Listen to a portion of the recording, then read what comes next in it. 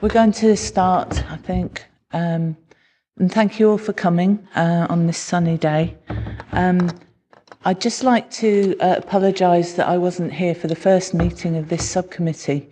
I was actually learning how to bury people, and I learnt that you can only bury them when they're dead. So thanks for your patience on that.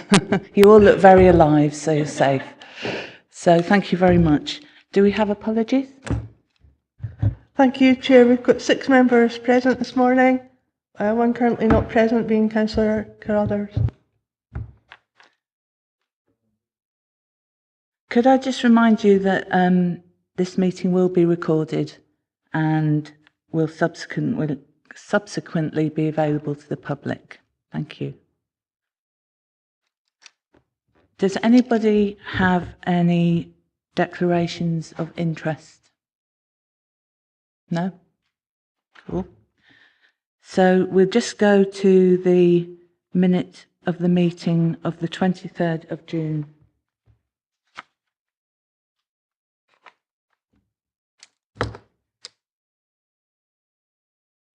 Chair, I'm happy to propose that as an accurate record of the meeting. Thank you, Councillor. Anyone second that? Thank you.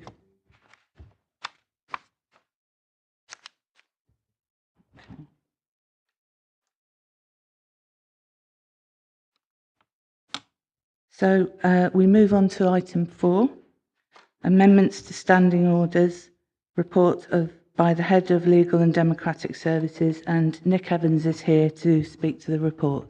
Thank you, Nick. Thank you, Chair. Quite a brief report here with a couple of proposals in relation to standing orders. The first one, paragraph 3.2, relates to Standing Order 7. What is actually proposed is not a change to standing orders per se, but an actual change to a target that Democratic Services have within their business plan for the production of minutes. Back in March, the subcommittee agreed to amend the target for the preparation of draft minutes to 2 working days following the close of a meeting. We have tried this, and we're coming back to the subcommittee today to advise that was probably quite an optimistic target that we set ourselves. It hasn't proved to be deliverable in terms of the staffing arrangements that we have and the pressure on getting papers out and assisting members more generally. So what's proposed here is that we relax the target somewhat to for the preparation of draft minutes to 5 working days following a meeting. However, in terms of if members are minded to undertake a recall of a decision, obviously we would produce a minute extract sooner than that to enable you to have the opportunity to call the decision in. There's no proposal to vary the timescale set for the preparation of draft minutes of full council meetings, which was agreed back in March this year as 7 days following the meeting. That covers minutes, Chair. The next proposal, which would actually involve an amendment to standing orders, is in relation to the quorum, specifically in relation to meetings of common good subcommittees. It has been brought to our attention that on occasion there's been a problem in relation to common good subcommittees, particularly those which only have 3 members in terms of meetings being quorate, with the rules surrounding quorums being 25% or 3 members, whichever is the greater. You run into a problem immediately if your committee only comprises 3 and you have an apology with substitutes not being permitted currently on common good subs, it means that that meeting will necessarily be incorate, and then the business of the meeting gets pushed up to the area committee for consideration. But obviously this results in a delay to business being transacted. So that's the proposal there, is to vary the rules on quorums and to allow substitutes from the relevant area committee to the common good. I guess another advantage of adopting this proposal would be to keep decision making at the most local level, and avoid any unnecessary delays in considering matters before common goods.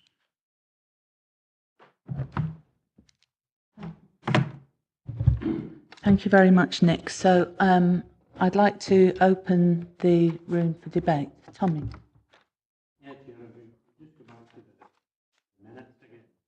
Oh, yeah.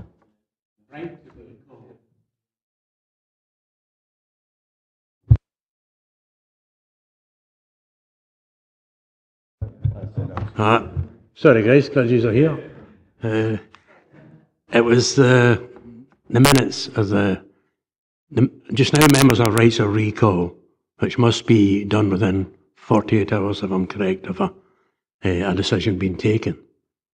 Now, until the member sees the minute, he doesn't know the decision's been taken. So where does that leave the 48-hour recall? I think in circumstances where it's where a member wishes to make a recall, we've sort of highlighted there that we would produce a minute extract so that you would have a copy of the minute available. I think that's missing the point. It's if he doesn't know that there's something there that he wants to recall, because he hasn't been at the meeting, he hasn't seen a minute, he'll only see the minutes when they come out. He should have 48 hours after that minute's out to recall. Because you can't recall in on something you don't know about.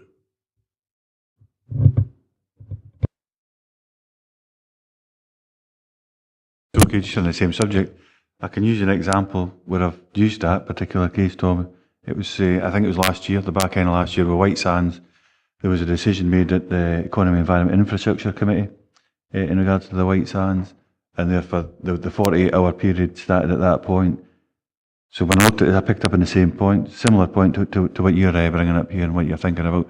But when I asked for the minute, what did the minute say? It was within about 2 or 3 hours I got an extract. This is what the decision had been made. Now, I was clearly aware of what had happened at the Economy, Environment, Infrastructure. I think it'd be the very rare case that if you're looking to draw something in, that you wouldn't actually be aware of it as a member of the council, Tommy. But I did think of that initially, but then I looked back at my own experience and thought, well, it worked for me certainly back then. There wasn't any problems with it, Chair. It worked quite easily, even though, like you say, I've not got any issues in regards to it actually with the suggestions that's been here. But I'll come in more order. If you don't mind, I'll come in at the appropriate time. But just in that particular point, Chair, just that was my experience. It worked absolutely fine. Yeah, sorry, Chair. I can just see us having difficulty with it, though. Unless there's total clarification on it. I mean, am I correct in saying that it's still the 48-hour rule from when a committee makes a decision? Yes, that's right. In terms of recall, yeah, the deadline remains. And if I wasn't at that committee, and nobody's told me about it, and yet there's something within that paper that I would like to recall, I won't see that until the minute actually comes out. I just draw my own experience. I think you need 12 members as well. Is that right? 12 members? Yes. Yeah, it's not just one person. No. 12 members have to. Is it 11 now? Actually, sorry, it's decreased. Yes. It's 11 members now have to sign up to that as well, Tom. Not just the one person. It's no one member of the council can't actually draw that back. So it's got to be 11. So we'll have to make sure those 12 people know about it. Yeah.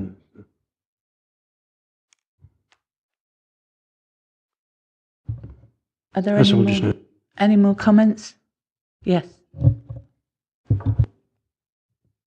Now, there was an old joke when I first started the council that it took less than a minute to write the minute after we'd finished, because the minutes were written before we'd actually started. What we actually have is the decisions of the committee, and what we're being asked is to have a draft minute ready within 2 days.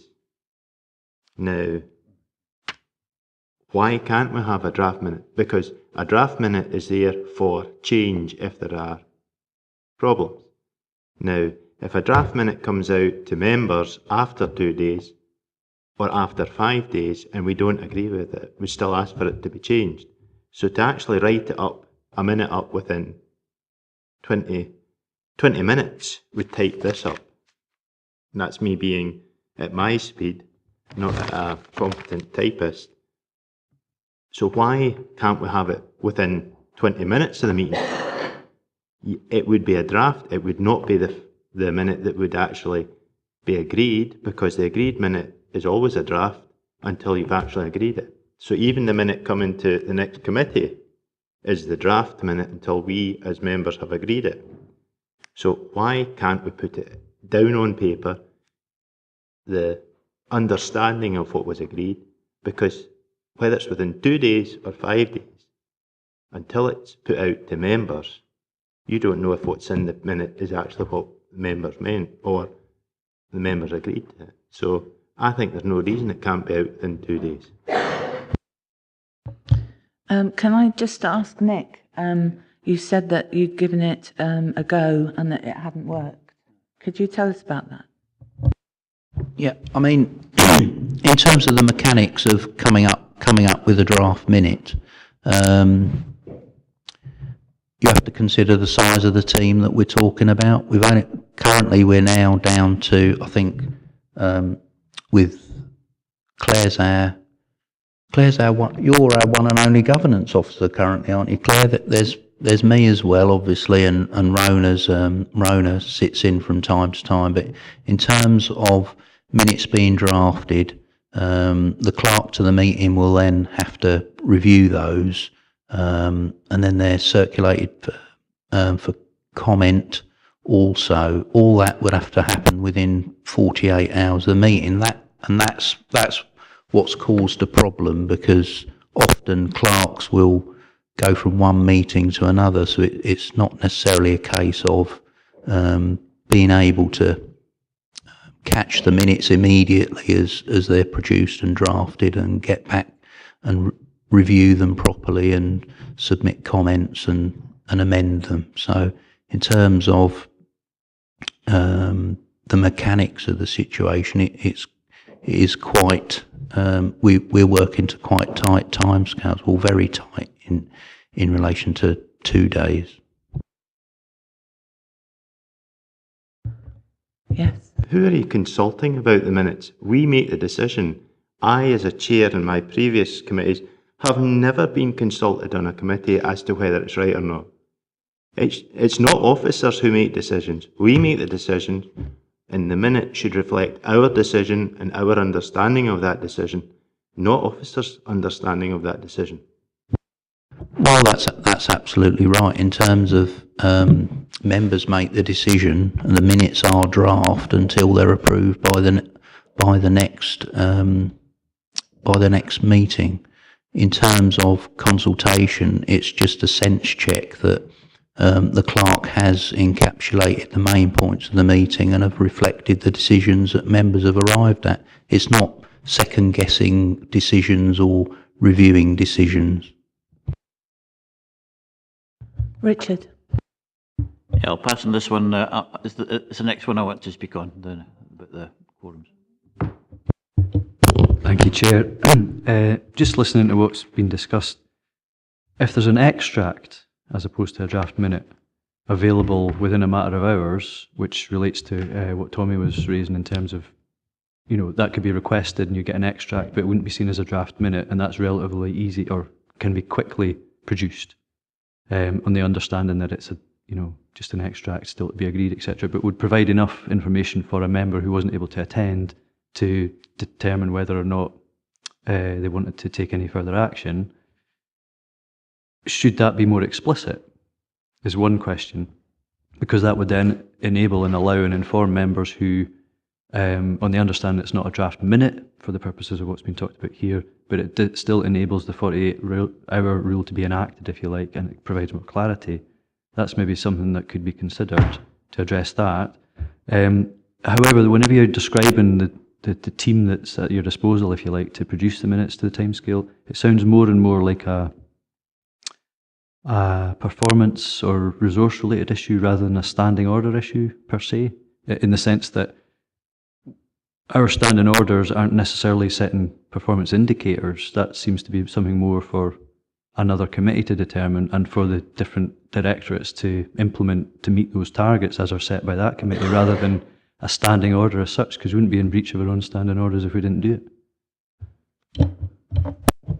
No, you're right. As I clarified at the beginning, this isn't actually an amendment to standing orders.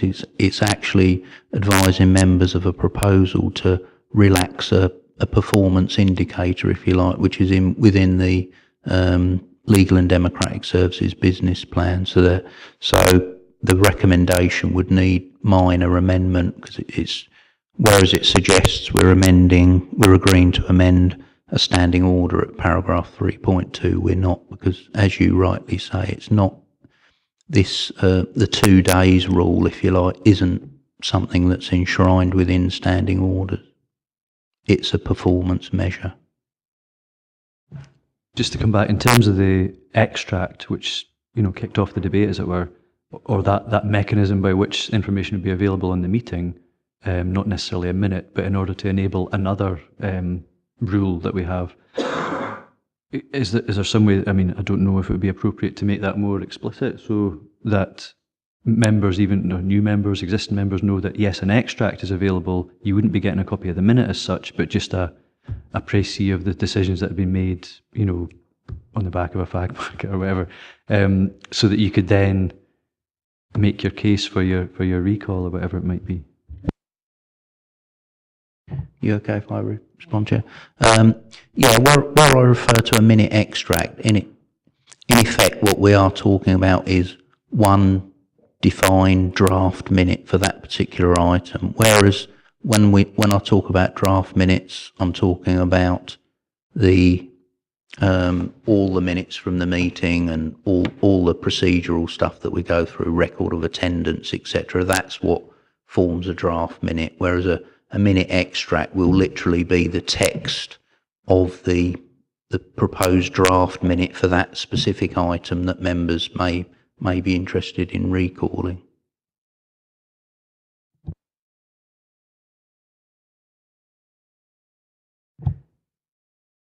Well, if we're advised that members wish to recall it, we'd make it available as soon as we possibly could. So potentially the same afternoon or the following morning. It's as soon Chairman, as we could. The point again's been missed. The individual wouldn't know until he gets at least the extract that he wants to recall, or might not know. And that would allow him then to go and look for 11 colleagues to sign his paper or whatever. I mean, clearly I don't know the mechanics that operate within groups, etc. But is the only means that members become aware of issues that have come up at committee from reviewing the minutes, or does a group take a view before a meeting happens that, well, this is something we want to look at, we may be possibly interested in calling this in? I don't know. But if minutes are the only mechanism for that, then yes, I accept that the proposals might provide a problem for you. Ian. Thanks, Chair. I think if we look at it in realistic terms, we've got groups in the council. It's political, very political, to say the least. And the recall number, just for the sake of Tommy, is 11.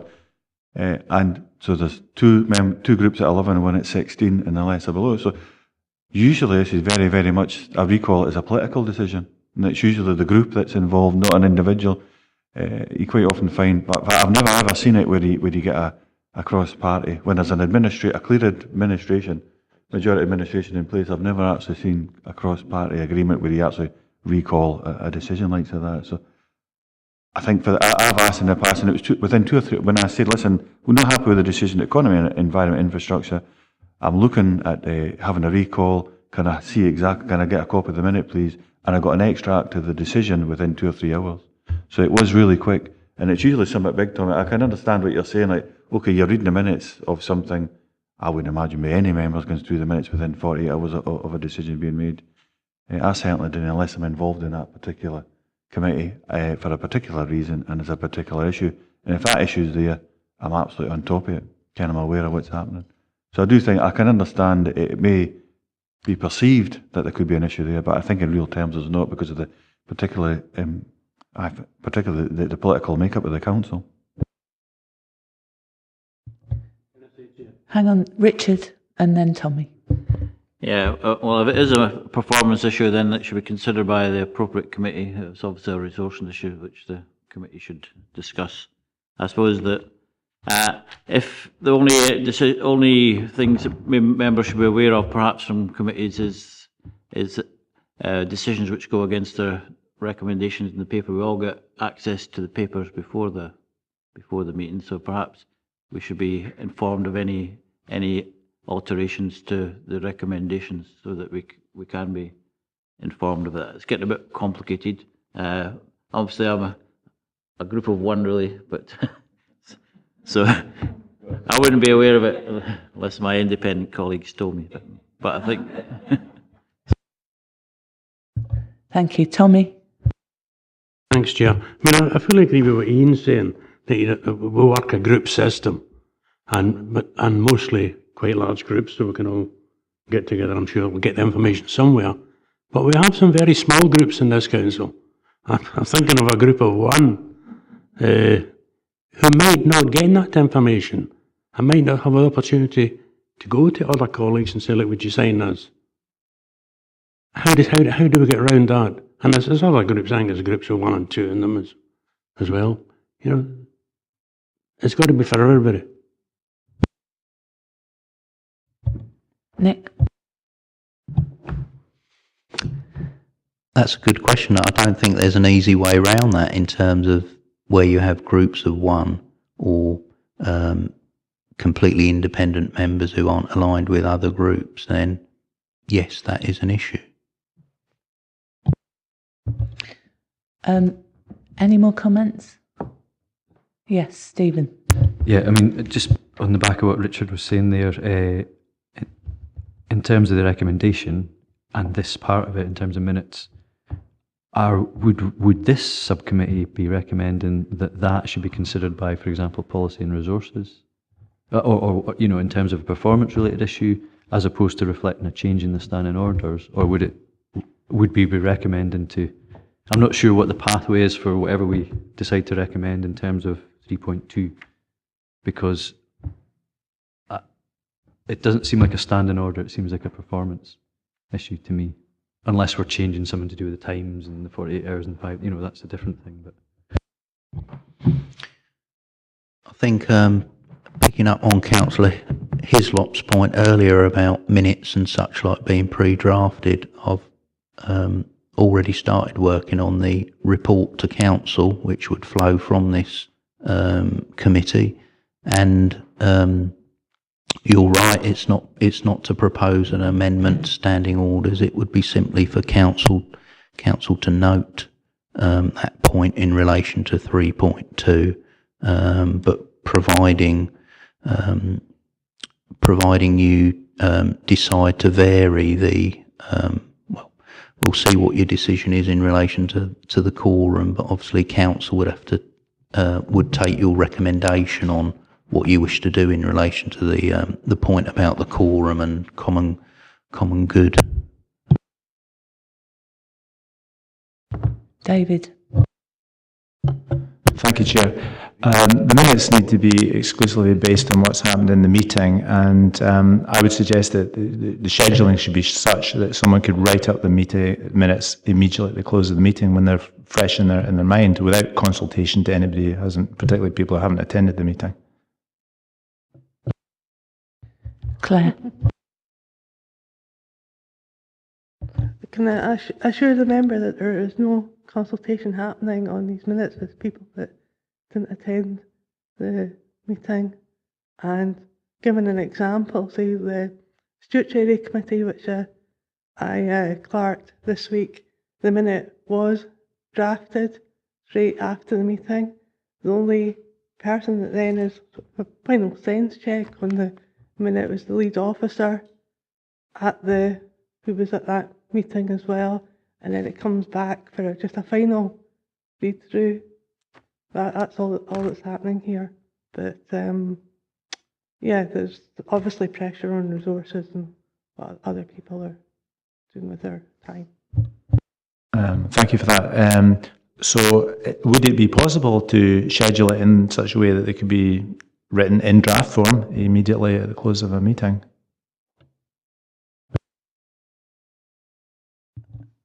Where time allows that is the current practice, but it's not always possible. Ian. I suppose the point I was trying to get to, with your point, David, is that it does actually happen, and if you actually ask for it, you get it. And I have an experience with that.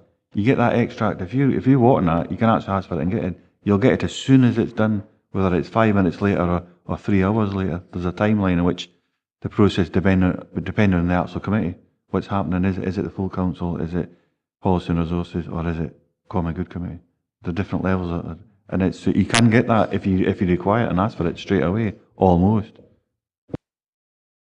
No, it wasn't something I was going to request. I just thought it was a better, more efficient way of practice that should be written up while it's fresh in your mind after it's happened and it's done, and no one's going to question whether it was re-looked at, revisited over the next few hours or days or whatever afterwards. It would just be done. And I just wondered whether it could be scheduled that there was a certain amount of time after a meeting to write up the minutes, and it's done and dusted, and we don't have the problems that Tommy's raised. I can understand where he's coming from, that it could be a full transcript of the minutes straight out there. Why not? So, yeah, Ivor, did you? Chair, this is us getting, I think Councillor Nichol calls it, buchted into a corner.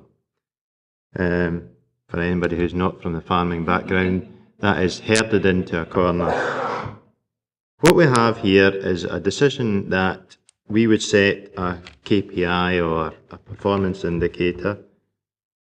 Through the service, we've had someone allowed or agreed that we could reduce the resources available to this service, and then come back to members and say, well, actually, our decision to reduce the service means we can't meet what you've asked us to do. Now, what should have happened here is we should have had this 2 or 3 months ago when somebody was possibly going to leave the service. Can we reduce this because we find this is the proper way to go to allow the meetings to be recorded and the minutes to be accurate and put out? But instead of that, here we are, tail end Charlie, and we're going the wrong way about this. We are being asked to ratify a decision here today, which was affected by somebody taking a decision that should have came to members first, then the management decisions. I think if what I said gave members the impression that I'm suggesting this is a issue that has arisen with the departure of a member of staff within recent days, that isn't the impression I wish to give. This we report monthly on our KPIs. Since March, when this was agreed, I think you could count on the fingers of one hand where we've actually met that KPI. And I think the important thing about KPIs is if you understand they're not working and there's reasons and you know the reasons why a KPI isn't measuring something that you can achieve, it's certainly incumbent upon you to review your KPIs, because KPIs need to be something that can be achieved. At the moment, this KPI isn't being achieved, and in the I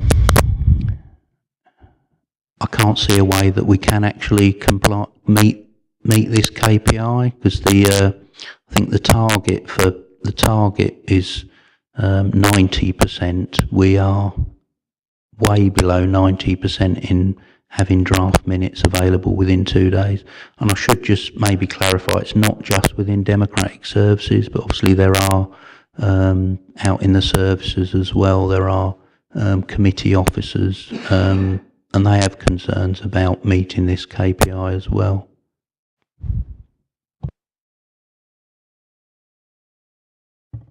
Ian? I suppose, and moving on, I've got a question in regards to the second part, which is at 3.5.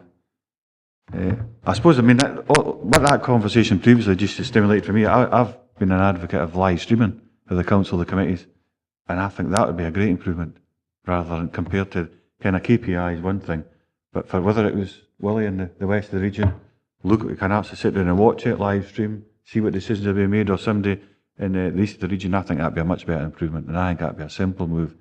And the KPI would, I think, just a relative at that point almost, as long as we get access to that information.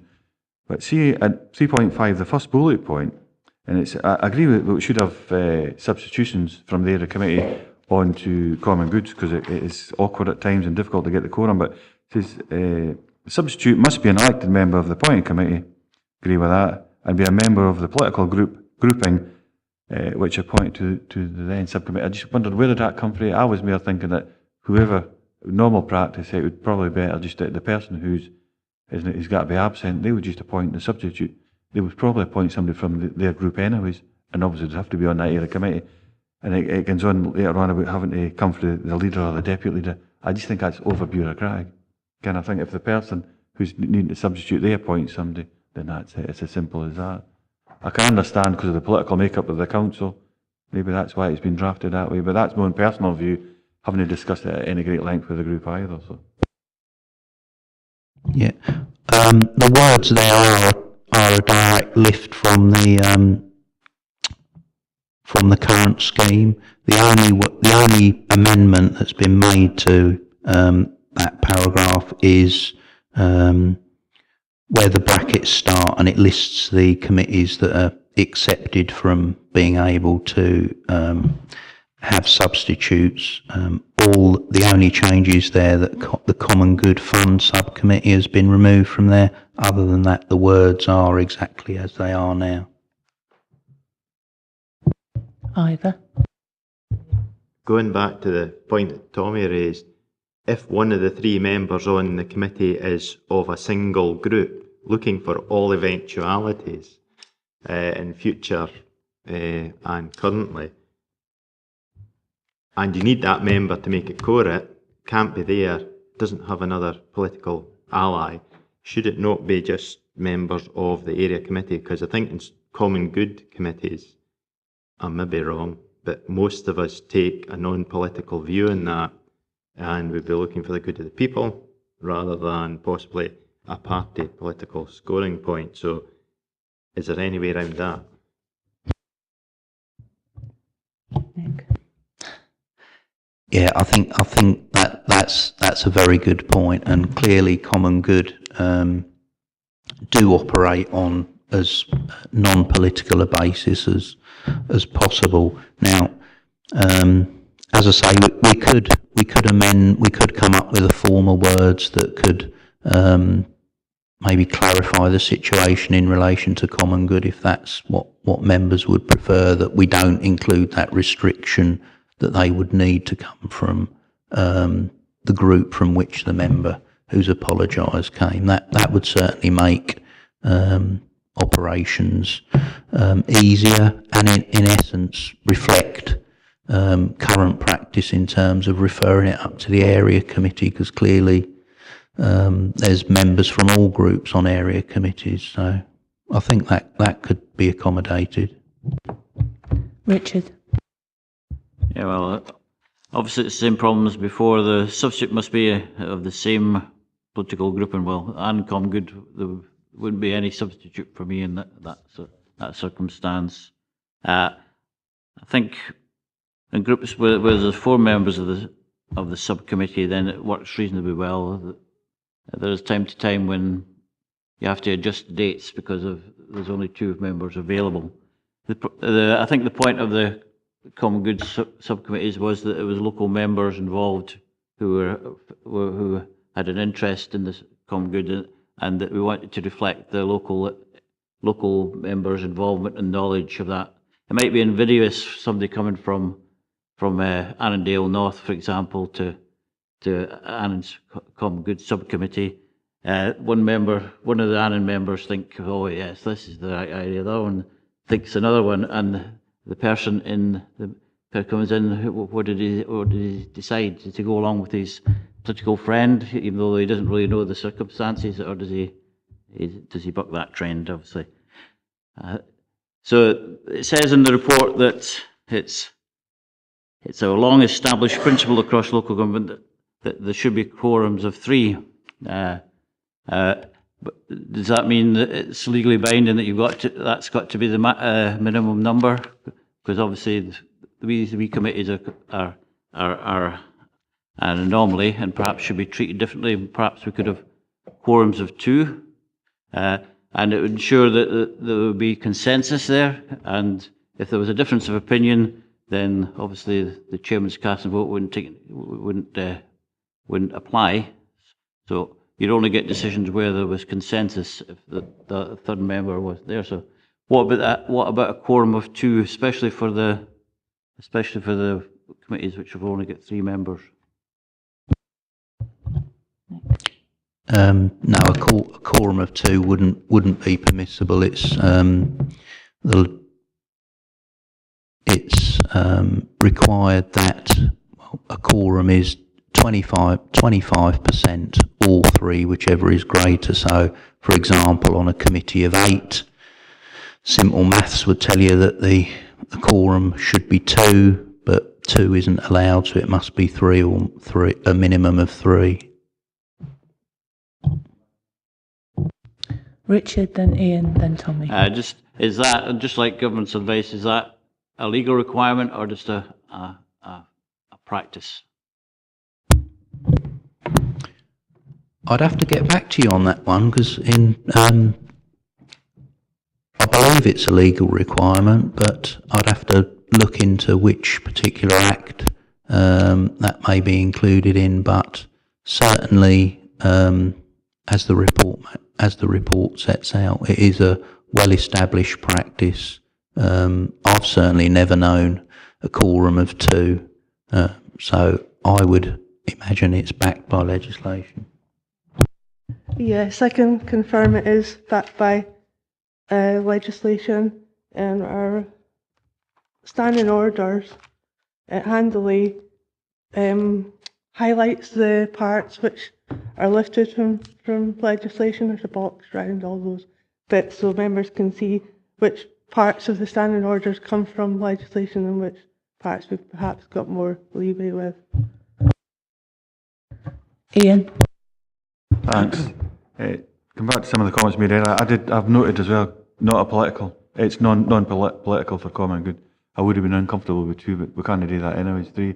I just think it should be, I can understand why a service committee, corporate committee, why this would apply, going back to the political group makeup of the council. But I would much appreciate it if, and it would prejudice people like Richard, if he couldn't actually just choose who he wanted to, another fellow area committee member. I mean, that's how light touch it really needs to be for me, if that's possible, just that the person who's got to be absent can appoint from that area committee whoever they desire, so to speak. Tommy? Yeah, I think if it's the individual that's not going to be at the meeting, if he nominates his substitute, it's more than likely it's going to be somebody of a like mind to that individual. I think that'll be the fairest way to do it. Stephen? Thanks, Chair. I think Richard touches on a key point, which is the geographical nature of common goods, and that it's the ward members who would effectively make up that common good meeting. I think there is a perception that in effect, if it doesn't happen at the Common Good meeting, it would go to the area committee anyway. So to sort of add an additional thing where, okay, for whatever reason, a member is unable to make that Common Good meeting, effectively that would go back to the area committee. Could the area committee then say, no, Common Good must decide this, or does it have to then be decided at the area committee, whatever that item of business is? I think the mood seems to be it shouldn't be politically bound, which I think is correct. However, the last bullet point there is, like-minded or not, the substitute is not a deputy or proxy for the original member, so it could well be that a potential substitute might not share the same views as the member who is unable to attend. But I think the geographical nature of Common Goods, because they are peculiar in their own way, the status quo would be, well, it would go to area committee anyway, so would there be any worth in actually drawing somebody from area committee to sit in a Common Good to breach that geographical thing when it will go back to the area committee anyway? I mean, fundamentally, members should try and attend if it's of such importance, but yeah, I mean, except that there's areas where there are only 3 and that's the quorum. My view would be make every effort to turn up if it's something of importance, otherwise it will go back to the area committee, in which case I think the practice would be to defer to the knowledge of the local members anyway.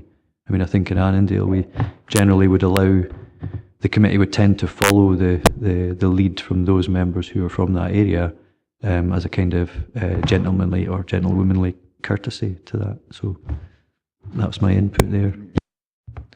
Ivor and then Ian. Is there any way we can sort of interpret political grouping differently? Reason being, now my understanding is I was not appointed to Dumfries Common Good subcommittee by the Conservative group. I was appointed actually by the area committee to that group. So the political grouping on that day was Nithsdale Area Committee. It was not a Conservative appointment or a Labour appointment or etc. SNP appointment. It was the area committee. Could we expand that political grouping to include the committee? Looking for an easy way round rather than having to change a lot of things. No, I think it's a point well made. I think we can certainly accommodate that and come up with a form of words that applies to the position at Common Goods rather than these words which necessarily apply to or subcommittees and committees of the council, etc. Ian, then David. Just coming back to one of Stephen's points, I think, well, probably a couple of points. If we took the stance that he's not proposing, but he's putting it there as a picture, I suppose, would just refer it back to area committee, and that's a simple thing. Well, we've got a meeting already scheduled. For whatever reason, somebody has a car accident or whatever, and a couple of hours before, and there was only, and that stops the quorum happening. Now, we would then automatically send it back to area committee. Now, that would exclude the community councillors. Certainly from the Common Good Committee with the asset, and that would be like light and touch paper, say the least, because they want to be involved, and I think they've got the right to be involved at that local level. So I think we could wherever we can, and I think this is a good actual option to go forward. Just didn't want to be overly too bureaucratic when it comes to somebody choosing a deputy and the last kind of bit with the proxy. How I took that as a substitute is not a deputy or proxy. I thought that is absolutely has to be there, because if it was say the chairperson and they got the substitute, then it could be somebody else. If it was Lochmaven, Common Good, then somebody from Annandale South or East and Estill coming in and actually taking position of the chair, and the wording from that area would be ridiculous just to try and put that into context. So I think this is certainly heading in the right direction. It's just trying out how we actually get the substitute selected. David?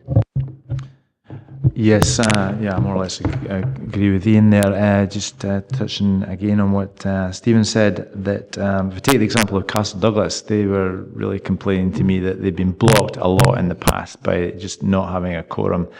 And I think there has been talk about the area committee meeting less often or more sporadically or whatever, and that would even exacerbate this problem. So it is a problem that does need dealt with. We do need some sort of substitution problem. Anything can happen on a given evening. We've only got 3 members there. They've all got to be present to make a decision. So we definitely do need a solution, substitution solution. Stephen? No, I mean, I appreciate the sort of difficulties, and I certainly wouldn't want to set out to exclude community councils because they're a valuable part, in fact, an essential part of common goods, providing they can go ahead. But I think in the unlikely event that somebody has a tragic accident 2 hours before a common good committee, they're probably unlikely to be able to muster a substitute from another place for that meeting tonight. So it would end up being put back again anyway. Let's face it, the reality of the situation. I don't see any harm in trying to find another date for a common good committee. I think by all means that should be the way forward. I still feel that as elected members we should make given the importance that we're talking about here, and we all seem to be shared on in terms of the local frustrations, etc., every effort should be made to try and make those happen. Currently, if they don't, I mean, our existing standing orders are it goes to area committee. Substitution, if we are minded to go that way, certainly shouldn't be political as suggested. I just feel that again, are we being herded into a situation whereby the existing rules are sufficient, and it's just that the 3-member wards have a particular difficulty in even setting a date for the meeting where they know they can all attend. So maybe it's more to do with the timetabling and the flexibility around that than the 3 people being able to turn up being an issue. I don't know. David? Chair, I'm anxious that we don't overrun today because we actually have common good right after this, and that would be a live example. I totally agree. Can we move to the recommendation then? So the recommendation is that we've been asked to consider the proposed amendments to standing orders as detailed. Can we consider 3.2, or are there amendments? Ian? I would rather than amendments. I think we have actually considered them thoroughly, to say the least. We've got an audio recorder and we've got people taking notes, and this has got to come back to full council. So I don't know if we have to have this is exactly what we want today, because we've got different views. So rather than go to a vote, I'm happy with consensus, and all the groups will discuss it again at the group meetings when it comes back to full council. I think it'd be an easy way to go forward. Does everybody agree with this for 3.2? Stephen? Thank you, Chair. More or less, I mean, I think I actually don't believe this is necessarily a standing orders issue. I think it's a performance issue, and I don't really know what we could recommend other than that it should be dealt with under a performance relating to business plans, whatever, which in turn might be a challenge, but really that's then to do with management and resourcing and how that's managed rather than the standing orders per se. But yeah, I mean, obviously there's a wide variety of views on this, and I don't think we could really come to a unified recommendation as such. Oh, right, 3.5 as well. Right. Sorry, Chair, I never made myself clear there. I meant in regards to both 3.2 and 3.5. I think there's been a full discussion. Views have been put forward. I don't think there'll be a meeting of minds. So the political groups will probably take control of that when it comes to full council. Richard? I would suggest that we refer the resourcing issue and the KPI back to the Policy and Resources Committee, because obviously it's a matter of concern that we're being less efficient than we used to be. So I would propose that as one of the recommendations. On that point, I would be quite happy to support that. On 3.2 on that aspect, yeah. Ivor? Is that the appropriate committee where the business plan and the KPI sits for that? Because that's where it should go. They should deal with it. It shouldn't be on here, I don't think. And it's Friday morning, and as Councillor Howie usually says, it's Councillor Grumpy today. So I would be happy for it to go back to the relevant committee and actually have them do the job they're meant to be doing. Are you proposing that, Ivor, then? Well, I think Councillor... Richard's proposing. I think we're all... Everybody's seconding. Thank you very much. Thank you. Just to clarify on that issue, the quorum issue, I take it, we're agreeing to capture the discussion? Discussing a group meeting. Yeah. Could I just add, bearing in mind there is a common good meeting, in terms of quorum, could I ask that we maybe get some information back or look into quorum around the pension board and pension subcommittee? Because we had an instance last week where the pension board wasn't quorate, and we then went into an exempt part of the meeting where not all members who of an unquorate body were actually elected members, which made me raise the question, but I think we could maybe do with some clarity, if that could maybe be something that could be looked into and clarified for the purposes of future joint meetings. I know licensing boards all the different licensing boards have a conjoined meeting of all the licensing boards where each part of that has to be quorate for the whole thing to be quorate. With pension boards and pension subcommittees, I appreciate it's still a evolving structure, if you like, but I think maybe we need that wee bit of clarity so that the chair's not put in an awkward position. I don't know if I can ask that be looked into, just while we're on the subject of quorum.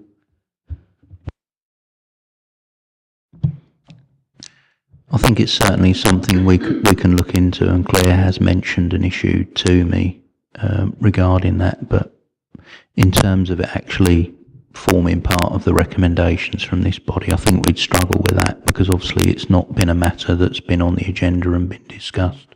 But if you wish us to take it offline, as it were, and look at that issue, yes, we can certainly do that.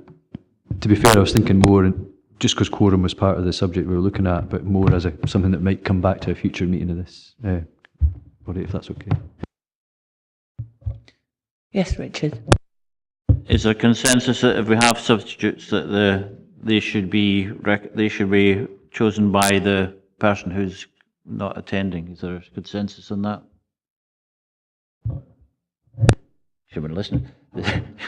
Is there consensus that if substitutes are allowed, that they should be appointed by the person who's given the apology, rather than on a political basis, as long as it's from the area committee? That's certainly the first of what I was putting forward. The person who's been absent, I heard Tommy saying that as well. But I mean, I think if a consensus, full council will make a decision. We're only recommending two, but certainly I would be happy to recommend that personally. Well, okay, but I think what we're effectively doing there is taking out the bit about the formally. I mean, there's scope there that the member would be intimated by the group leader or whatever, or the deputy group leader for that political grouping. So effectively, we're saying no, don't do that, or that person can inform the proper officer. But are we specifying that it must be only the person who can't attend that nominates the substitute? They may not be able to if they just recently had a car accident or whatever. They can't, to sort of follow up on that example, they may not be in a position to actually, in good mind, nominate a substitute. So what happens in that instance if we go down that road? Effectively, I don't think we're unanimous, really, in terms of all these recommendations. In this instance, I don't think there's a need for us to be overly prescriptive, because I'm sure within groups, often when substitutes are formally notified to the proper officer, that members have had discussions and agreed on who's available, or other matters that would influence who substitutes. But in general, I think members who aren't able to attend would necessarily have an input into identifying someone who is available to attend. But in terms of the sort of mechanics of how it gets communicated to us, I mean, that I think should still come through the group mechanism, where a group mechanism exists. Are we agreed?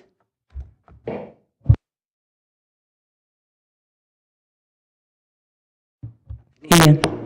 No, I mean, I think we're happy to agree that we move this on to we'll pick it up at full council, and everything's captured what we'll be saying. We've done that. We did that last time, and that's why we got this next report, isn't it? So it'd be the same kind of methodology of that, Chair.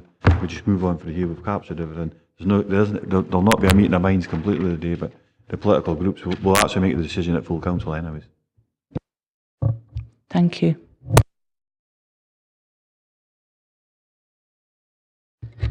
So we're going to move over to number 5.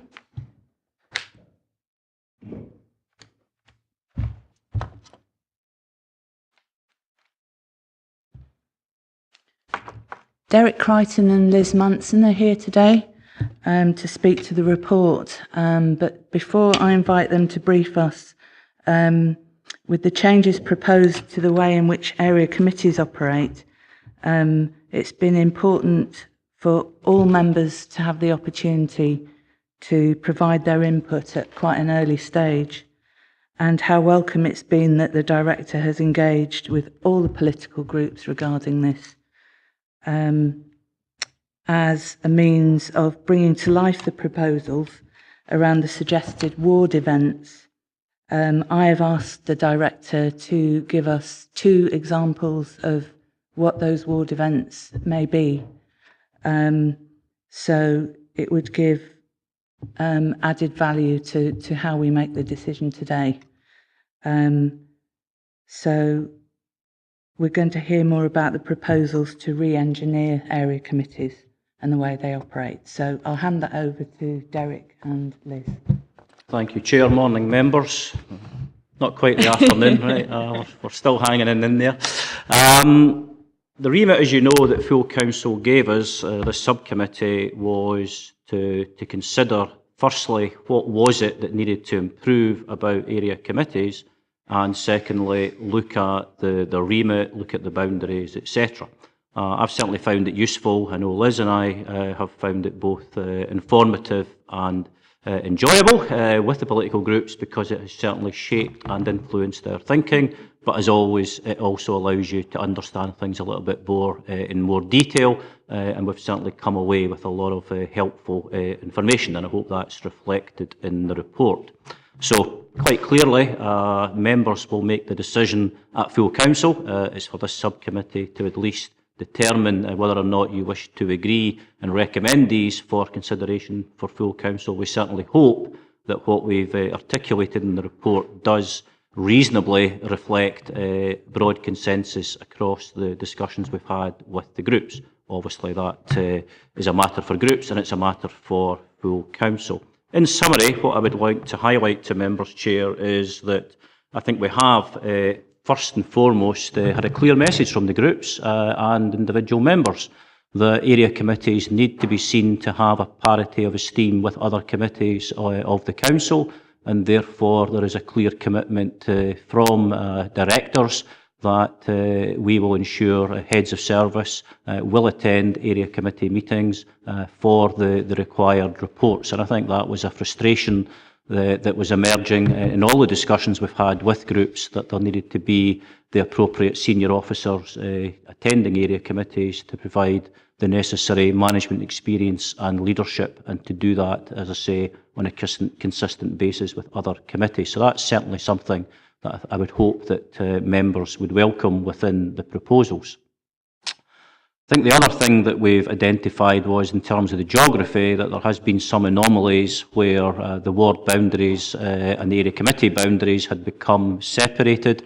So again, in a very simple manner, what we're suggesting is that there should be absolute clarity that the area committee boundaries should be consistent with the wards, and that ensures, therefore, that in terms of public delivery and clarity of geography, that there should be no confusion.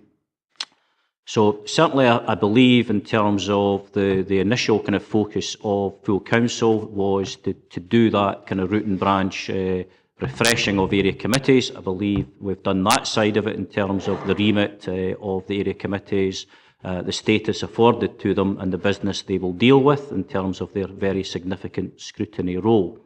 The other area that we wanted to look at, the Chair has referenced, and that's the ward working, and particularly the ward events. I thought paragraph 3.1 in the report captured, hopefully, the real contrast that we are facing, and you're facing in particular as members, where For some of you, you may remember the population you were having within a ward was relatively small, 2,000 on average across the council when there were 70 members. Now having 12,000 changes that dynamic quite significantly. So the whole landscape, I think, is different, and that's why the proposals, particularly in terms of ward working, which are consistent with the council reshape, they're consistent with national legislation in relation to community empowerment, provide an opportunity to reaffirm the cornerstone of democracy begins at ward level, and that's something that all councillors across Scotland would unite on and do so through COSLA. So it reaffirms that direct democratic accountability between the public and ward members. So we're certainly believing that this council is ambitious about its commitment to community involvement, and it wants to be at the forefront of community empowerment in Scotland. We believe as officers the proposals before you today for your consideration capture that level of ambition, and we're certainly very happy to take comments. And at this point, Chair, you may wish for the information you asked to be circulated. I'll let you decide when you want that circulated. The governance officer has that information for circulation to members. Thank you. I think it would be very helpful to have the information circulated at this point.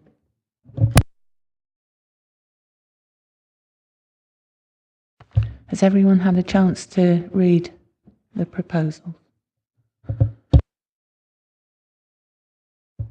So I'll open this for debate. If anyone's got any comments.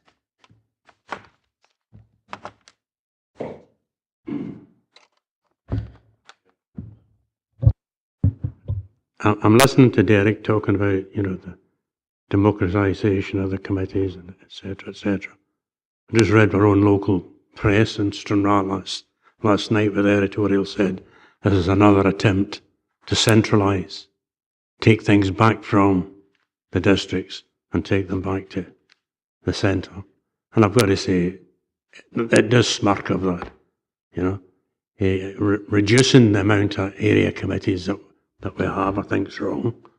I think we should, at the very least, have one every 2 months, at the very least. But I can't say I'm sold on what is called a ward event. This is what we used to call just a community event. The community organised these things, and if the council could help, they helped. And we're giving up 6 area committees a year to have these events. I think it'd be better giving that opportunity to the public to come along to us and speak to us at a proper area committee, call it community or business, doesn't it matter? Richard? Yeah, we'll just go through the recommendations and get Derek's perception of things put forward. I agree to recommend to full council the proposed remit for area committees set out, yes, and the proposed frequency and schedule. I think it's important that each area, recognise that each area has got different needs, and that if there's need for it, there's a bit of flexibility there where extra meetings can be put in and put in the schedule. That would be good. Agree to 4 liaison meetings each year held in 4 local venues between the strategic leadership team and chairs and vice chairs of the area committee. Right, in the rubric of the report, it says that the chairs and vice chairs would host the events. I think members of the area committee should have equal access to the strategic leadership team. So I think all the members, it doesn't say that in the recommendation, but I think that should be added to the recommendation there. Agree to recommend full council the proposed membership and boundaries of the area committees as set out in paragraph 3.4. At the last meeting, Councillor Crothers and I described the anomaly of the Ruthwell and Clarencfield and Mooseville parts of the ward, quite a substantial part of the ward, and the real issue is that there's different relationships between that part of the ward with the council and the rest of the ward, because the service delivery is often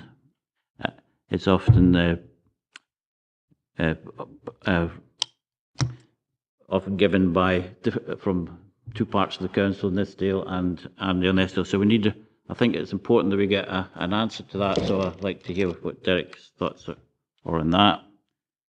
I agree to recommend to full council proposal for improving the council arrangements for community participation and engagement as set out in paragraph 3.15 with a progress report in autumn of 2018.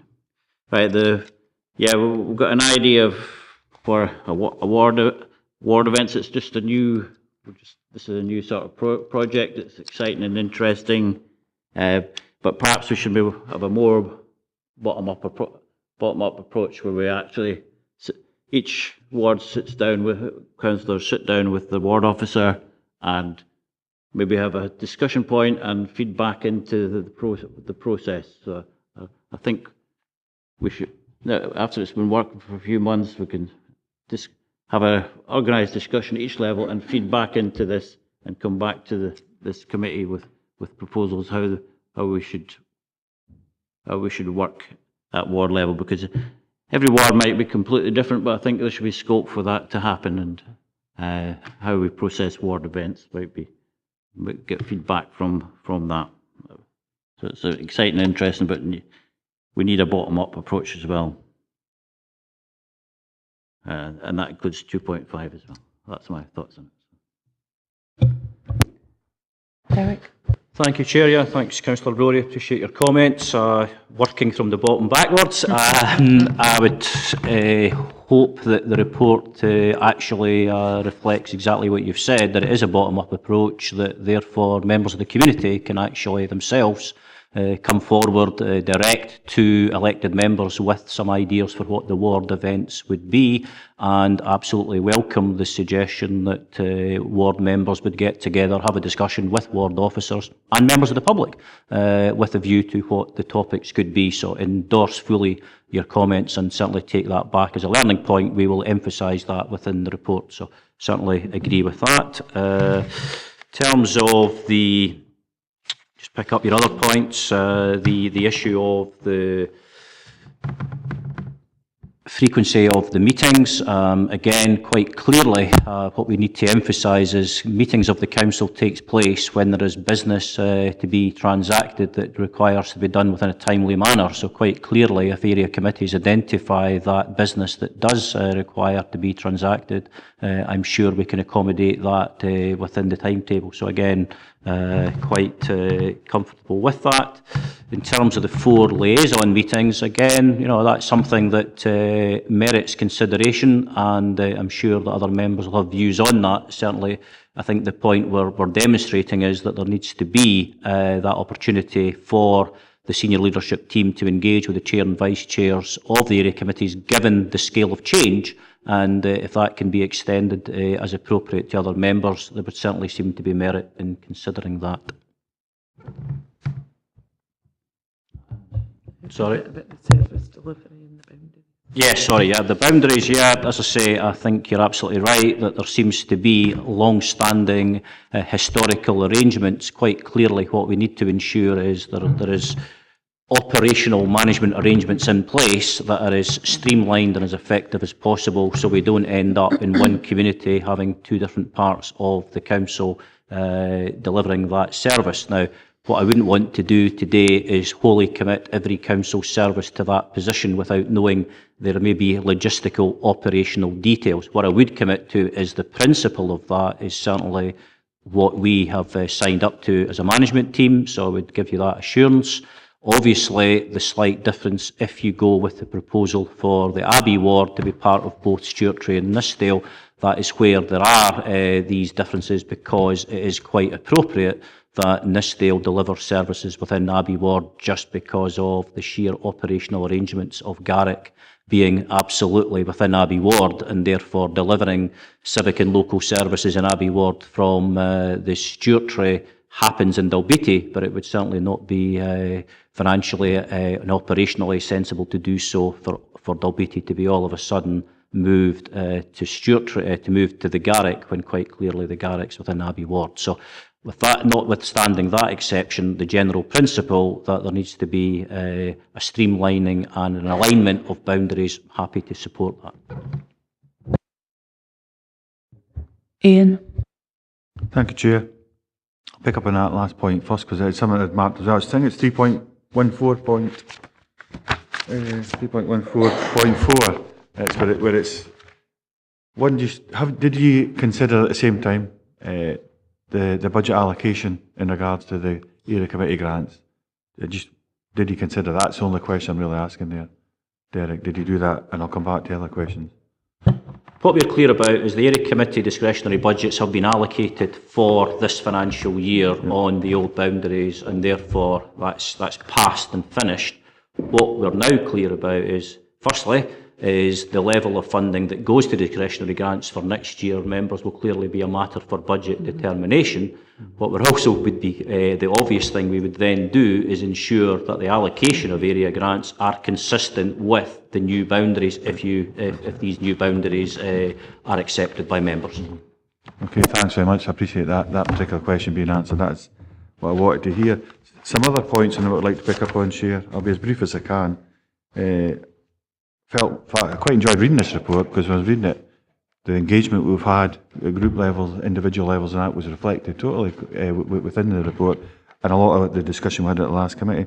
On page 18, it's the proposed remit of the area committees from the 1st of October 2017, 5.8.6 and 5.8.7. I just wondered, could you explain? Do you think they're fit for purpose? Some of the comments that were made, actually, some of the comments that were made by other group members was it was about the meaningfulness of the actual area committee.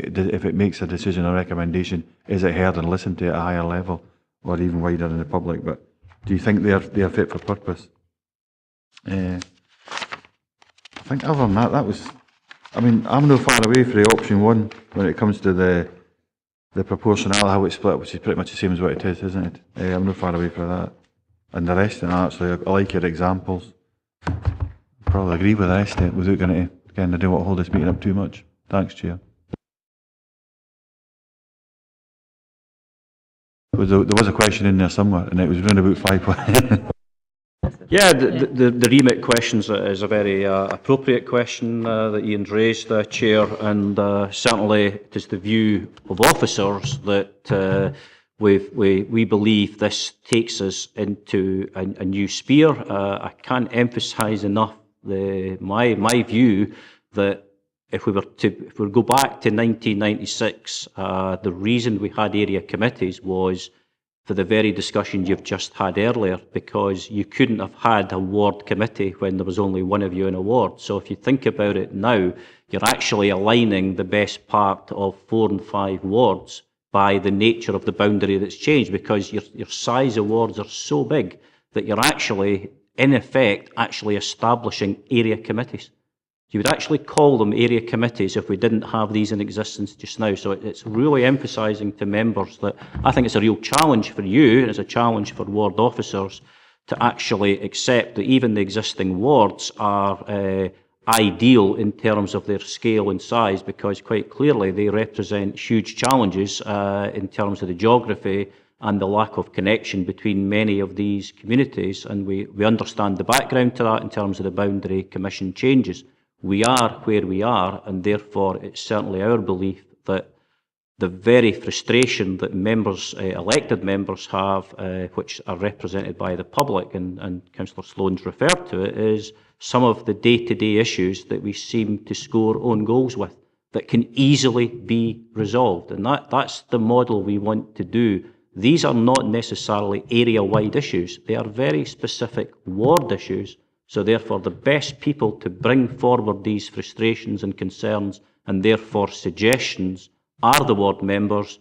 That can either be done and resolved without even having a ward event, or if they require further debate and discussion, the ward event is a far more effective way now of bringing these things forward.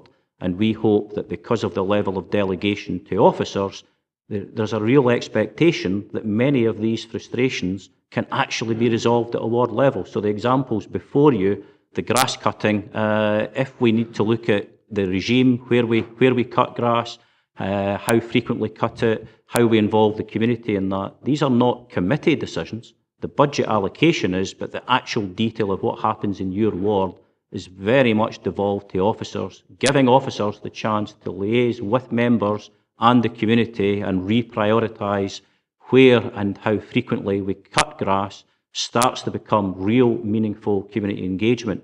Doing that on an area committee basis of old becomes unwieldy and becomes complex. Doing it at a community level, at a ward level, brings it to life, and therefore, to your point about the remit, I think many of these issues are the frustration, and it's at a ward level these will be dealt with. The ones that will still exist are the bigger strategic issues in terms of the business plans that come forward from directorates, and quite clearly these are strategic issues, and they are very much also political issues to a large extent, because, as we know, area committees are determined on simply geographical bounds. The membership of area committees, given your last debate, they're clearly on a geographical basis. If there's 12 members within that area, that's who the area committee is. Whereas service committees, as we know, are on proportional grounds, and therefore they're on political grounds. So I think we need to distinguish between the two, and therefore the ward very much reflects these operational issues that aren't political, they're operational issues, and members at times feel let down by the council. This mechanism allows us to resolve these issues, hopefully far more speedily and far more effectively, without the more traditional channels of area committees. And I accept that's what we've been used to for some of us who were around in 1996. It's accepting now that that landscape has moved on quite significantly, and this brings the council hopefully up to speed with that changing context and the community empowerment legislation. David, Ivor, Stephen. Yes, Chair, I was interested here. We are where we are. We'd be interested to hear from Mr. Crichton if he would want to start from where we are, because the area committees seem to me somewhat of a relic from the past, and I'm not really sure what they're doing anymore. And I sort of philosophically would be against too many levels of government, which is why I'm happy we're leaving Europe, and I hope we can get rid of Holyrood one day.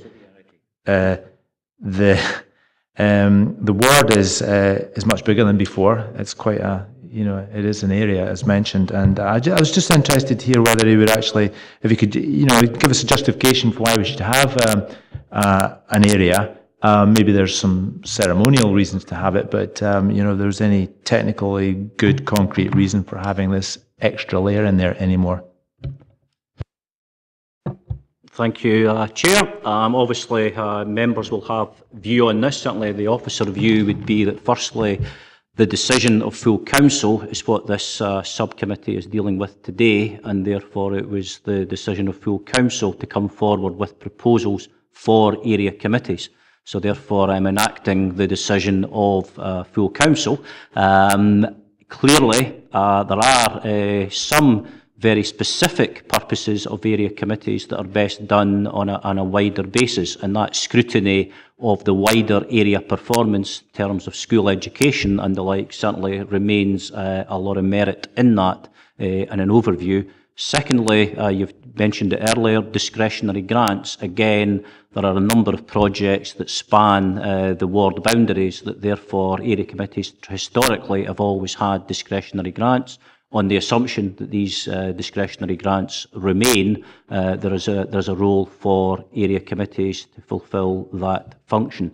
And the final one is obviously colleagues in police and fire have traditionally presented reports on the 4 areas, and therefore they would be quite happy to continue to do so. So your point's well made. That's a matter for members. I would certainly always be understanding of the civic and historical nature of the 4 areas. That is understood, but quite clearly that is where we now are, and hope that reaffirms that we're here today because that was the remit given to us by full council.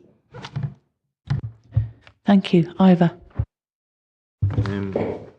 Looking at the proposed remits of the area committees, 585, endorse and make recommendations for short-term actions which have no policy or resource implications.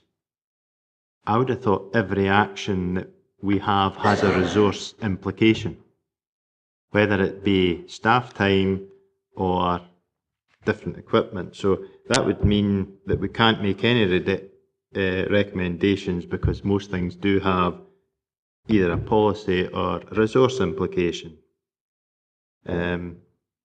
If you look at some of the other ones, recommend medium-term actions. Well, if we're doing it on the reports that we've monitored, in November, we get end-of-year reports for children, young people and lifelong learning. Those end-of-year reports will be for the exams the year before, because you can't get the exams that year because they've not actually come through to the August, which is in the following year.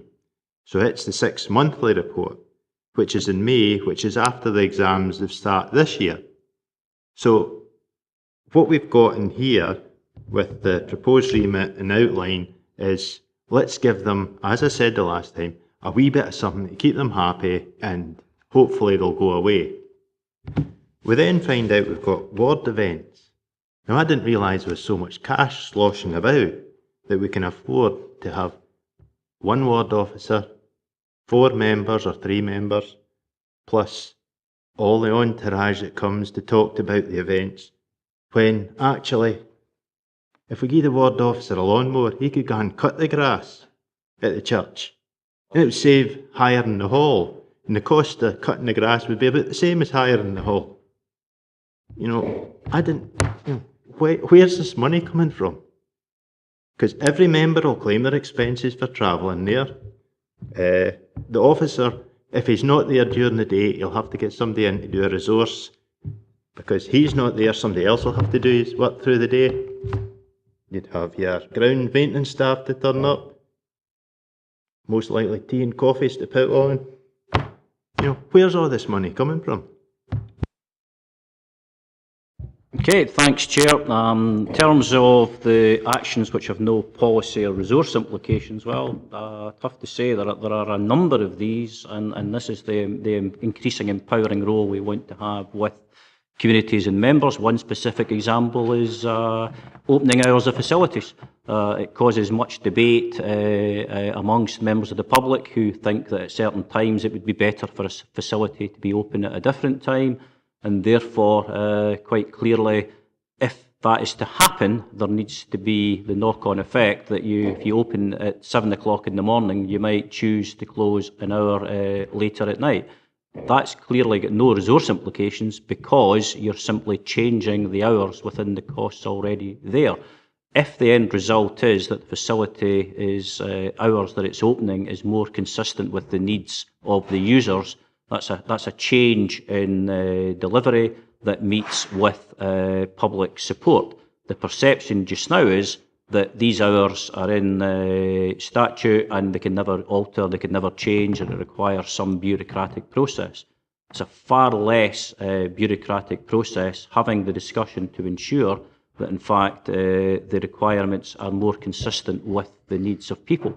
As members I'm sure will accept, we're now moving from that democratic kind of approach in terms of democratic representation to participation in terms of being at the heart of this, and therefore that's for members to take a view on. As officers, we are responding to the requirements of the public, the requirements of national legislation, and it's certainly taking us to a position where we have to have increased participation with the public and be able to evidence that. In terms of the costs, well, the costs for this very much are consistent with the establishment of the Communities Directorate, and therefore, as members will appreciate, there has been the best part of £4 million in reductions within the Directorate in 2 years, which is being reported to the committee next week. The harsh reality is, if we expect that trend to continue, what we will have to do, and we've said this for 2 years, we will have to find different ways of delivering services. That different way is giving the communities more involvement, more responsibility, and that will only happen if we do so through constructive and meaningful engagement. We will certainly not move to a position where communities will take on village halls, town halls, planting of flower beds, cutting of grass, if we simply say we're stopping it. I think members in the previous years have had very bad experiences of some of these decisions being taken and then very hurriedly having to be reviewed because they weren't the best decisions. This approach ensures that in fact there is going to be a planned reduction in these services, but that needs to be done in a manner that actually the public help us to prioritise and the public also help us by taking on increased responsibility. And the final example of that would be another one that's coming to Communities Committee next week, which is the inclusive play parks, where quite clearly the preferred option being put forward is because 3 community groups in Annan, Stranraer and Dumfries are actually in a position where they've already raised the financial money required. So I would conclude, Chair, by saying we're in a very different landscape in terms of the resource capacity. We have to do things differently, and with the pressure on the public sector, and particularly those very local services, we will not be delivering these to the standard in the manner the public have previously expected. So therefore, we have to respond quite differently. And that needs to be an approach which is about doing it with people rather than doing it to them. Thank you, Chair. Stephen and then Tommy. Thanks, Chair. In terms of the recommendations, I'm reluctant to suddenly go to 4 area committees as per Appendix 1. I appreciate there'll be a sort of recess period at summer and there's a Christmas period, so I don't know if that would be, if bi-monthly would end up with like 5. But I think it's a wee bit of a drastic thing because area committees do, I believe, still provide a vital role. And we've already sort of had a wee look at the remit of area committees there and the role that they have. In terms of the example you gave there, Derek, about endorsing and making recommendations for short-term actions, I'm thinking more along the lines of in future we might actually be there to determine not that we need more or less money, but that the 1% of participatory budgeting, it might be a decision on, well, we're spending the same amount of money, it's just where we're going to spend it. So, I mean, that could be taken at a more local level. I don't know yet. So I think there is scope for that. In terms of the liaison meetings each year, I'm not sure how that'll work. In fact, reading through the ward event system, it does seem, we used the word bottom up earlier, but it actually seems very prescriptive down to the type of tea or coffee we might be drinking at one of these sort of meetings. So that, I mean, that doesn't, I don't know how emergent that is from the bottom, as it were.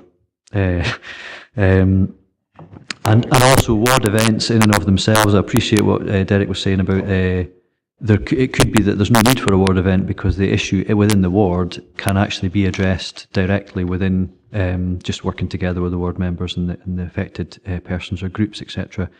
Although that does touch on the operational boundaries, which has been raised as well in terms of which depot is delivering the service to an area, even if that crosses the boundary of an area, locality or a ward.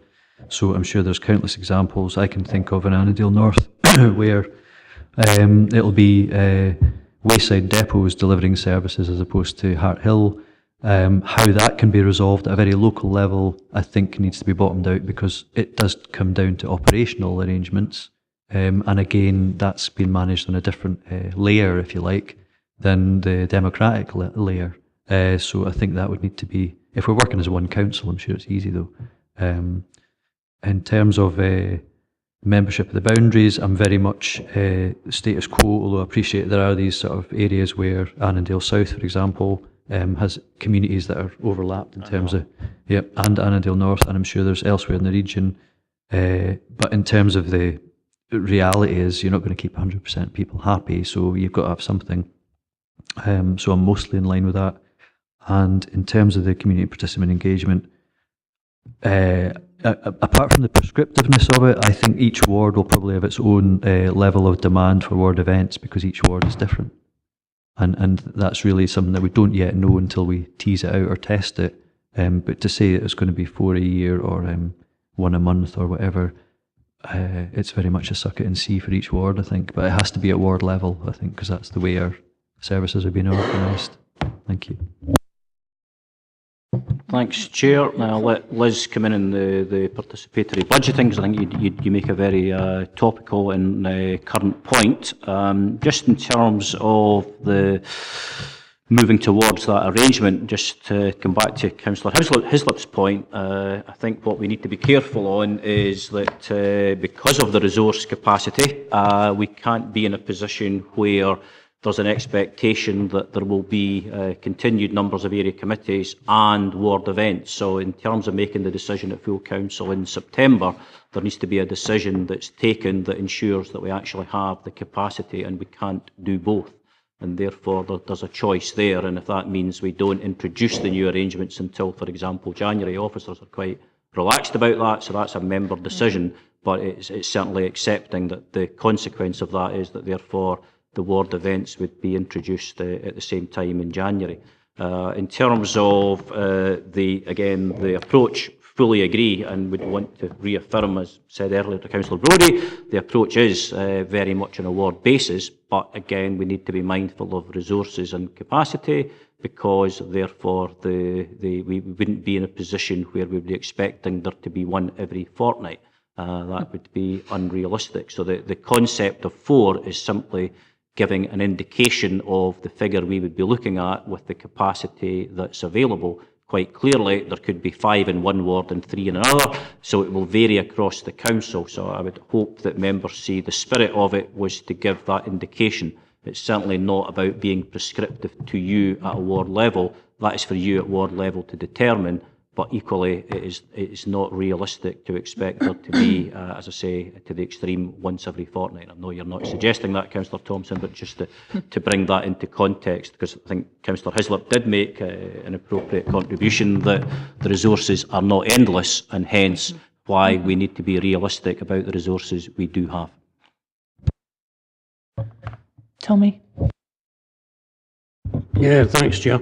Listening to the debate, I'm getting more and more disillusioned with the area committee structure, with the whole system. I think lip service has been paid to the system. We're talking about now having ward events.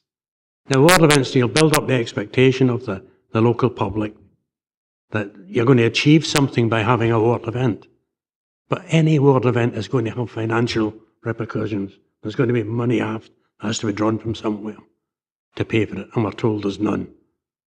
I just believe that area committees either have to be, I actually believe you either do away with them or you give them teeth. That was the principle in which they were set up.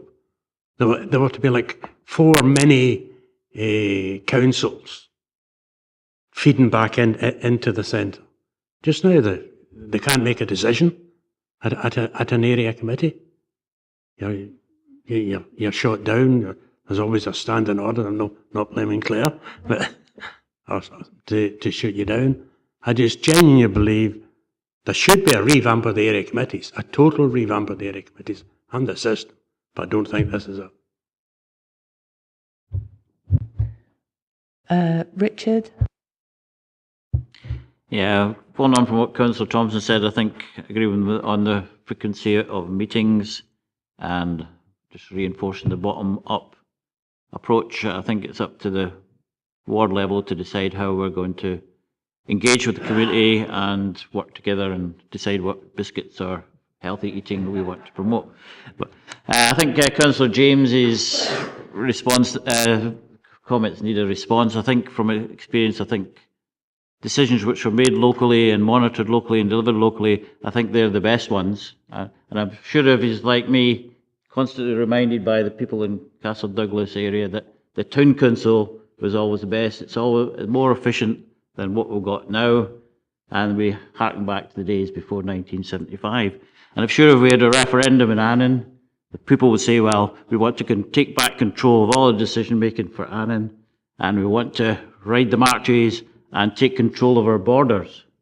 But that's not an option at the moment, and the ward system and the area committee are the best ways of making sure that we get local scrutiny of services and be more efficient. But so I'd end on that note. Oops. David?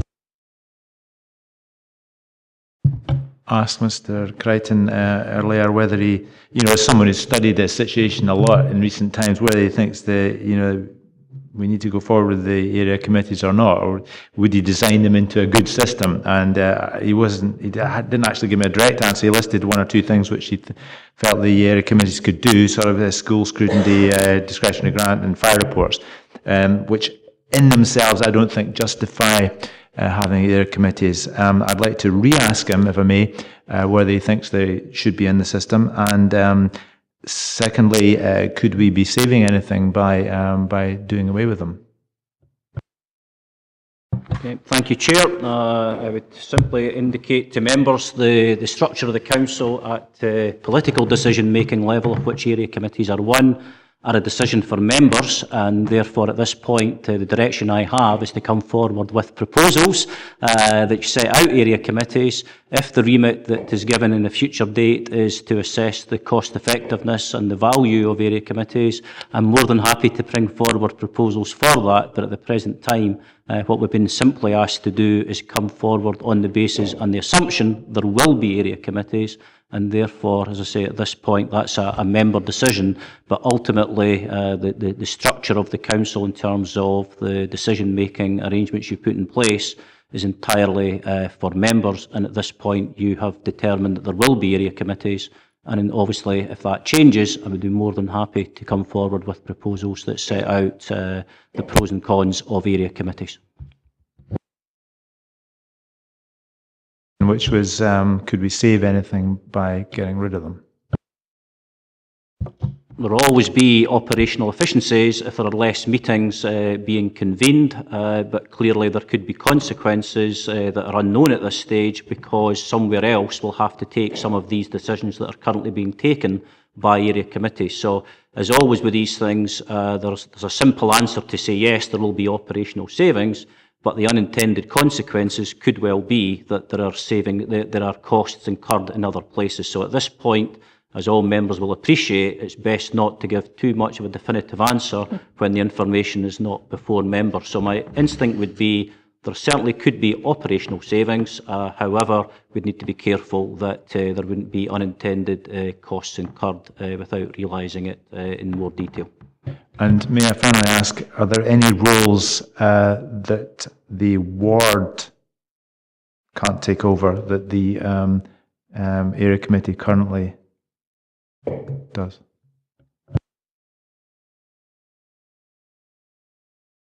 Thank you, Chair. I think the key thing we would be highlighting there relates to the appointing of members onto the various common goods and outside bodies. Area committees fulfil that role presently. That's certainly something that couldn't be devolved to the individual wards for the points we've made earlier. And secondly, discretionary grants would be the key thing that I think would change. So, can we move to the recommendation, and if anyone has any motions or amendments? Ian? I wonder if we could just work through each one at a time and come up with ideas. Is that okay? Thank you. So, recommendation 2.1.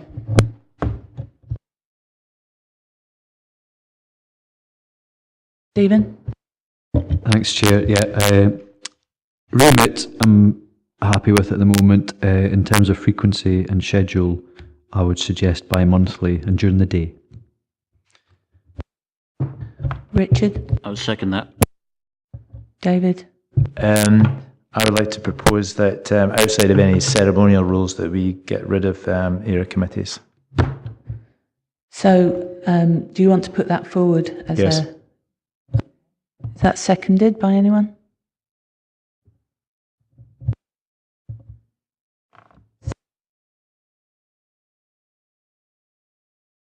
Okay, thank you. Well, to need to have a vote, you obviously need a proposer and a seconder. So without the seconder, you could have your dissent recorded. Thank you. Ivor? I would move that we maintain them according to the papers. However, I feel that they should be moved to an evening meeting to allow members of the public to actually attend them. So I'd move that we look to schedule as in the paper, but for evening meetings. Ian? I would second that, Chair.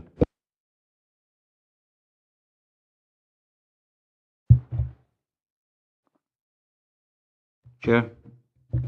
Would the movers of that amendment agree with, if we included in our motion that it would be up to the discretion of the area committee at what time they met?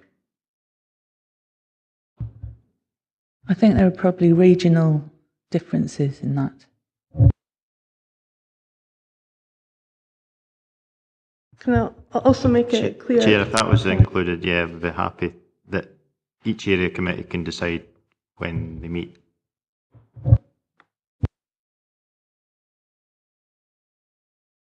Stephen? I appreciate there's regional variations, but so would each area committee meet and then determine at that area committee whether or not they meet at night time or during the day and how often? Is that the sort of level of, is that what?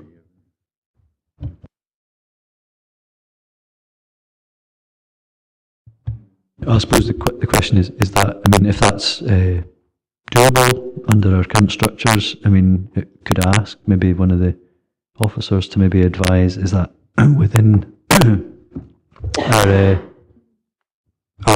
is that within our gift, basically, to do at an area committee? I think we'd have to accommodate the wishes of members, essentially, so it's, the service would have to respond to whatever decision the council took. Chair, just for a point of clarity, currently the meeting schedules are a point for the proper officer, so we just need to be careful that I think there's a distinction between the frequency and the timings. I think the timings, absolutely right, is very much something that officers would always be happy to accommodate members' wishes, whereas the frequency is very much something that we need to be careful is determined on an annual basis and by the business that's required. Clearly that can be flexible, but we need to be equally careful that it's not within the gift of each area committee to simply determine out with the regional protocol. Well, I mean, my proposal would be that for 2.1, the proposed remit as set out in Appendix 1, with the frequency being bi-monthly, depending on business, obviously, and that they should be during the day. I mean, I just see them as separate from the ward things, which I think is the direction where we're moving with a lot of things, but area committee's role, to me, is work-a-day business in the same way as other committees are. It's just that they're at a local level. So you're proposing during the day bi-monthly, and I second that. Chair. Sorry, Richard. Well then, if that's what the proposal is, I'll stick with 4 as per the papers, and I would say that the timing should be to the area committee's decision, whether it's morning or evening or afternoon. Ian seconds that. Okay, right. So I've got a motion and an amendment. A motion is that the remit of the area committees is as set out in Appendix 1, but the proposed frequency would be bi-monthly and the timing would be during the day. The amendment is, again, the remit set out as in Appendix 1. The frequency would be 4 per year as per the papers, and the timing would be in the evening. Is that correct? Okay. And at the discretion. Okay.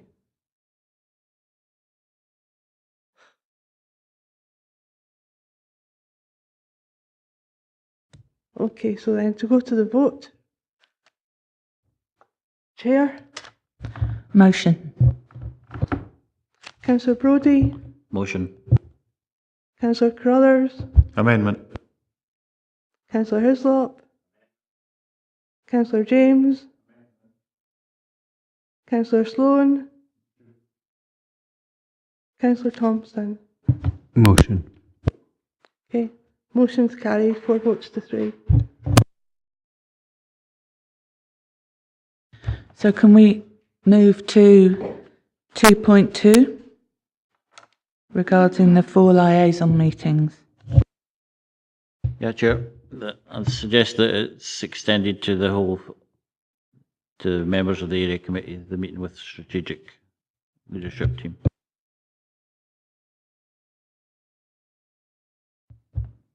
Anybody second that? Agree?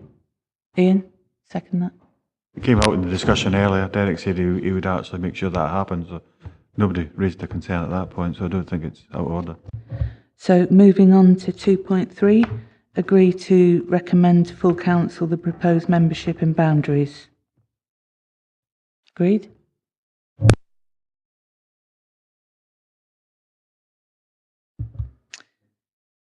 Stephen. Chair, can I just clarify? I mean, I'm happy enough with that option, but I think we have to be to really make, because that's the area committee boundaries, but not the operational boundaries as such. And I think we maybe really need that information or reassurance that those arrangements will be geared to suit area committees, given that they represent the wards within those areas, and that the ward level working effectively rests upon the operational arrangements where there's a crossover in such areas as Annandale South and Nith, is it? And Annandale North and for example. Do you, Chair? Yeah, I think we've said that in 314. For, however, just again for the purpose of openness and transparency, what I would always emphasise is that the operational delivery needs to be ultimately determined by cost effectiveness and efficiency. So therefore, there will clearly be some of these issues arise, and that these should be the subject of appropriate discussions between members at an area level. So the spirit of it is accepted. However, we just need to ensure that equally we don't end up in a situation, as I've said, the example I gave earlier in terms of Abbey Ward, it would absolutely be foolish to be delivering services from a place 18 miles away. So it's just the principle's accepted. However, there just needs to be that assumption from members.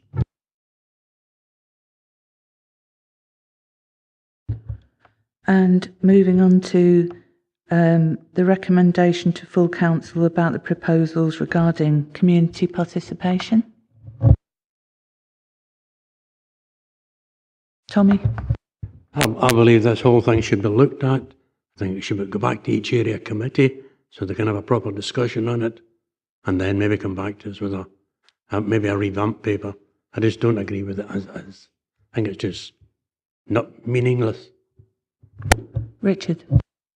Yeah, I think it's, in principle it's good, but I think I would agree with Tommy that we should go back to the local areas and the local wards and get feedback on that.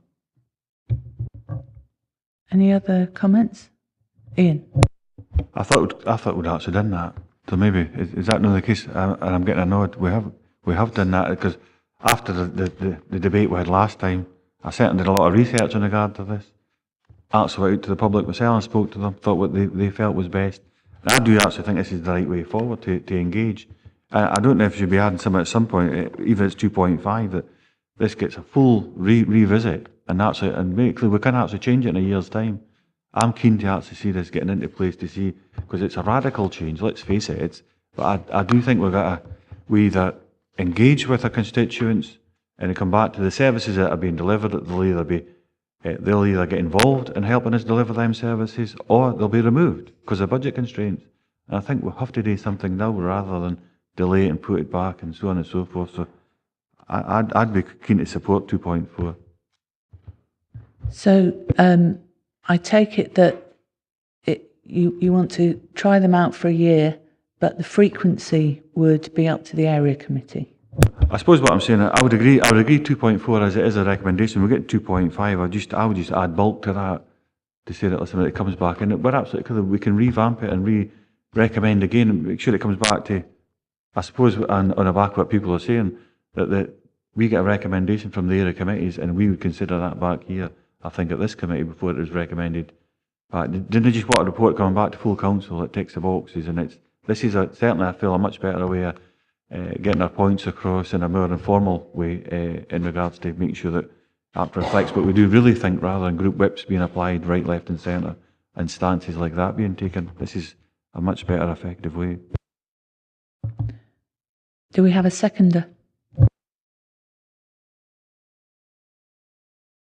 Can we find a consensus in this? That agree that we have to start operating things as long as there's flexibility at the ward level. I think that's the main thing that we need to have a way of putting into the recommendations. That could be in 2.5.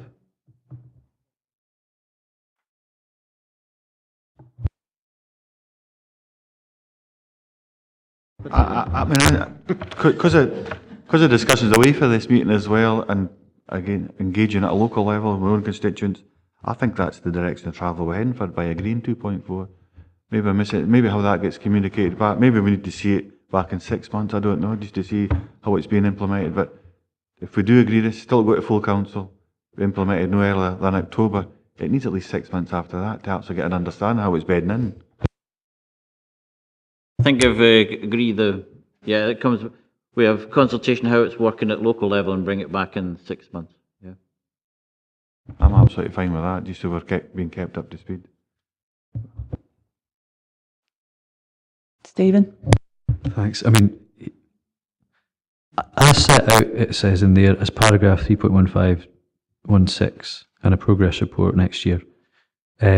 I mean, I think within the report there is scope for the flexibility, but I think we maybe need to, I mean, I do take that it has to be ward focused, and I think I've maybe been sort of it's a wee bit of a red herring with the sort of other thing, because that kind of says, well, this is the prescriptive way of doing things, or this is what it could look like, and I think that's maybe making me think, well, that's what it's going to be done across the board. But I think, yeah, it has to have that ward or area level at least discretion about how it's going to work in terms of the local nuances of each ward and the resources there. So, and I'd like to get moving on it, because I think that's where it's going to go. But the paper is, I mean, there's a lot of, I could have crossed out, I can't say that, right. There's a lot of words in that report, and I just didn't think the number of words reflected the amount of meaning. So I think the wards need to, and the areas need to have more of a bite at it to sort of shape it to suit their area. If that makes any sense. But on that basis, I'd be happy to go ahead. Can we agree on that? Tommy, no. You want to put do you want to put a motion forward?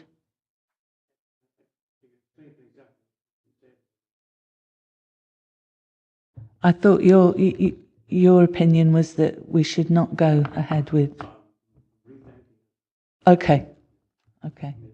I would say in general terms, my understanding up to now is at 2.4 we're agreeing it, but we're looking for a report to come back in 6 months' time, and we can reevaluate at that time, see how it's working, and actually recommend to full council again if we think it isn't working, say, listen, this is the change that needs to be changed. And sorry, I think 6 months is a very short time to be engaging the community, because it takes a long time to get these things going. And what I feel is that if people aren't engaging to start with, that doesn't mean it's failed. So I think we have to be really clear about what we're asking from the report. I mean, it could be from implementation. It was to try and come to a consensus to move this in a sense of direction. Chair, that's where I was coming from. Like I say, that my thoughts are actually a year as per the report. But if we to get a consensus and say we've got to vote and try and mix it and actually move forward, that's why. But maybe it should be 6 months from the implementation. So that's knocking it back from October, November time, then 6 months after that. So you're looking April, May next year anyways, if we would actually get something back with it's meaningful. Either that has 6 months worth of data, then it is April, May, June next time, something like that. If it's got to alleviate any fears that Councillor Brodie and Sloan have got, is what I'm thinking. Derek. Yeah, thanks, Chair. Just in terms of a definitive then, do you wish to agree that what we want is a progress report before the summer recess to come back to this committee? And that reflects the May-June syndrome, and that's what we're working towards. Is that acceptable? And I think we're also with involvement of their committee, so they'll have they'll reflect what they think as well, if that's okay, Chair.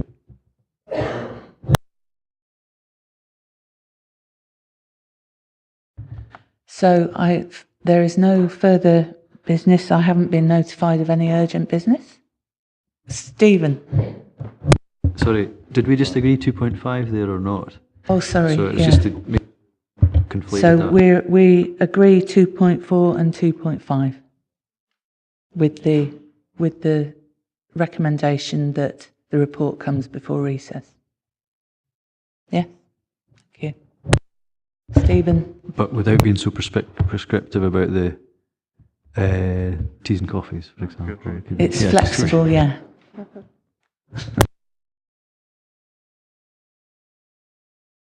There being no further urgent business, the meeting is closed.